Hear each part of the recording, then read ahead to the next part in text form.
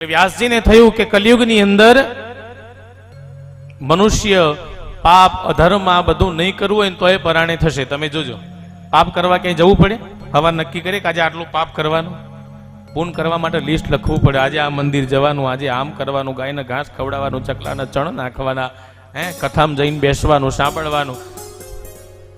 પાપનું કોઈ ઠેકાણું નહીં, ના કરવું એને પરાણે થાય. પુણ્ય પરાણે બેસવું પડે સાહેબ ઈશ્વરની સામે, તો પુણ્ય મળે. એટલે એના માટે આ વ્યાસજી આ રસ્તો કાઢ્યો કે એક એવા ધર્મશાસ્ત્રની રચના કરું.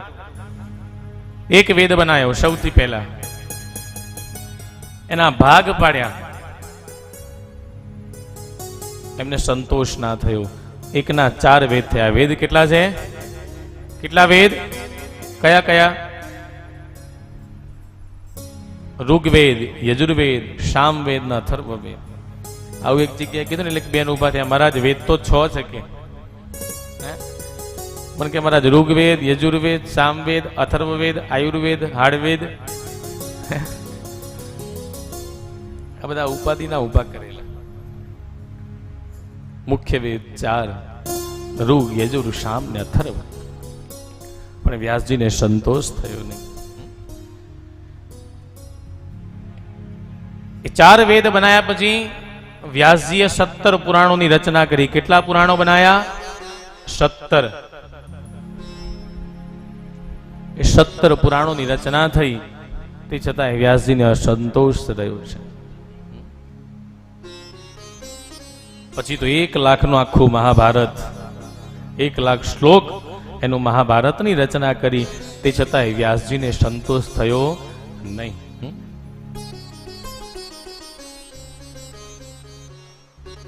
નારદજીને મળ્યા. નારદજીને વ્યાસજી કહેવા લાગ્યા કે નારદજી, હજુ પણ મને આટલા બધા પુરાણો શાસ્ત્રોની મેં રચના કરી, 6 શાસ્ત્રો બનાવ્યા, 108 ઉપનિષદ બનાવ્યા, તે છતાં હજુ મને સંતોષ નથી.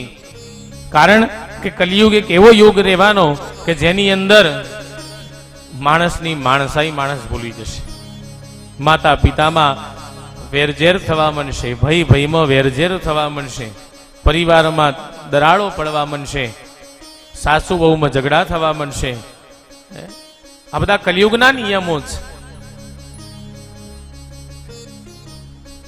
માણસ દૂરનું જોઈ શકશે, વિમાનમાં ઉડી શકશે, પણ નજીકનું કોણ છે ને જોઈ શકશે નહીં.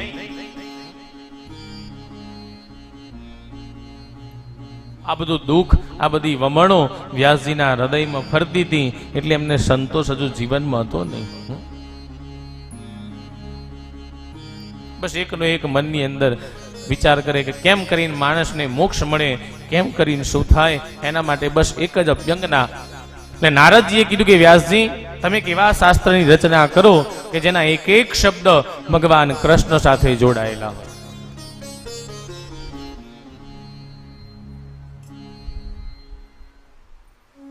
આવી નારદજીએ વાત કરી.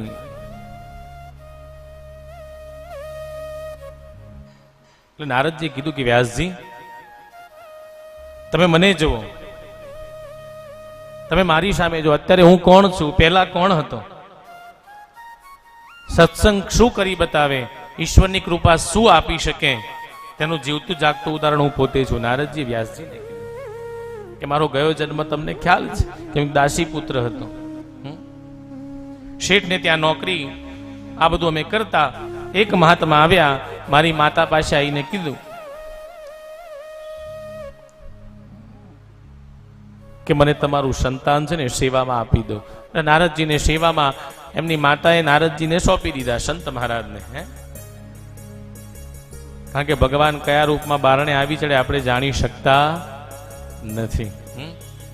એટલા માટે કીધું અતિથિ દેવો. શું કીધું? અતિથિ દેવો ભવ. અતિથિનો સત્કાર કરવો પડે સાહેબ.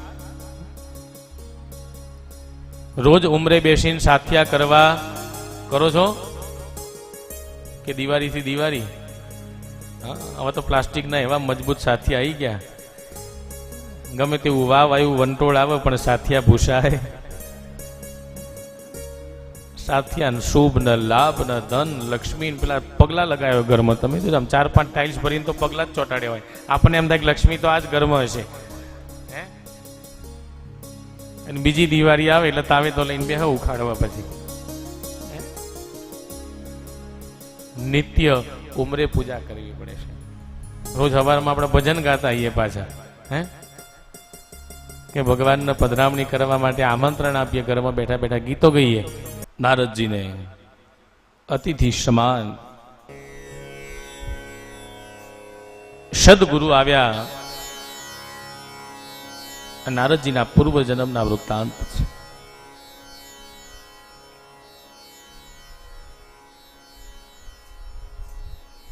અને નારદજીના પૂર્વ જન્મમાં દાસી પુત્ર હતા અને પોતાની માતાએ એ સંતને સોંપી દીધા. રોજ ભગવાનની ભક્તિ કરવાની એક મહામંત્ર નારદજીને આપ્યો. ઓમ નમો ભગવતે વાસુદેવાય. આ મહામંત્ર છે ભગવાનનો.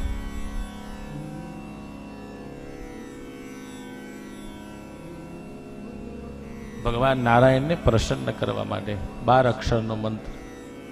ઓમ નમો ભગવતે વાસુદેવાય.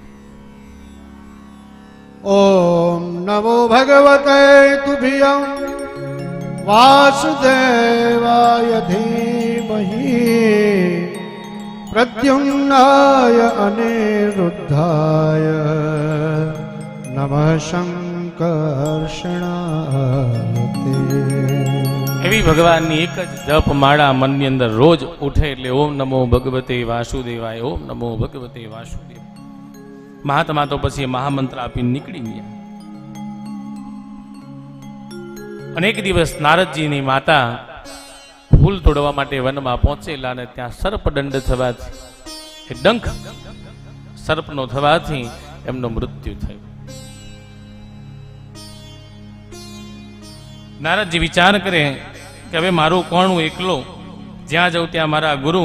ક્યાં પછી જંગલમાં ગુરુ મંત્રની સાથે ભગવાનની આરાધના કરવા લાગ્યા. ઘણા વર્ષો સુધી ભગવાનની આરાધના કરી. પછી પ્રભુના દર્શન થતા પરમ સિદ્ધિ પ્રાપ્ત થઈ અને ભગવાને નારદજીના મસ્તક પર હાથ મૂક્યો અને તેમનું મન બની ગયા ભગવાન. ત્યારથી ભગવાનનું મન કોણ કીધું? નારદજી. જેવો ભગવાનના મનમાં વિચાર થાય ને ત્યાં નારદજી નારાયણ નારાયણ કરતા પહોંચી જાય. હે